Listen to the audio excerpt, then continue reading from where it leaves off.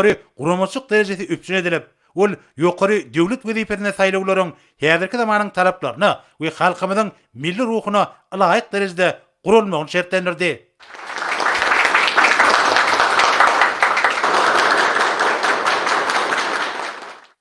Figüranlar şart, arada halkara goramalyň wekilleri var, halkara dinçileri var, halkara habarasa işlerinin wekilleri var. Bugun bir şeňle Türkmenistan'da tarih hakmetli siyasi şähere geçýär.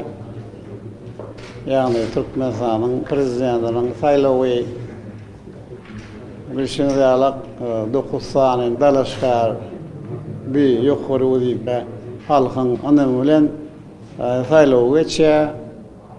Esasy ol dünýäwi demokratik adam hukuklary, şeýletlykları. Hem esasy Türkmenistanyň alyp barýan garaşlary ona da kitap var. Akara bilen bahy bir tarap siyasat bilen deňe bir saýlawlar asasanlyk, aýdanylyk hem den hukuklyk esasynda geçýär.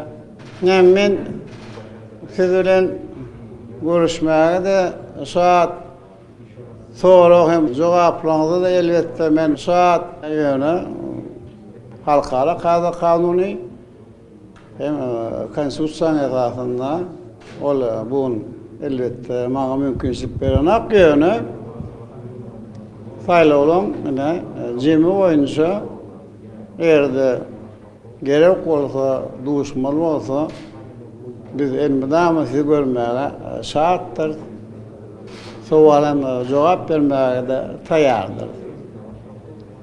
Onuň üçin mene bu bir Türkmenistanda geçýän tarihi hem siyasi şäherinde gelen üçin hemme men tüýsürekden minnetdarlygymy bildirýär. Ýa-da deleme bunun beýlekde alyp barýan masly işlerinde uly sünnetler tüýsürekden arzu edýär. Sağ olun.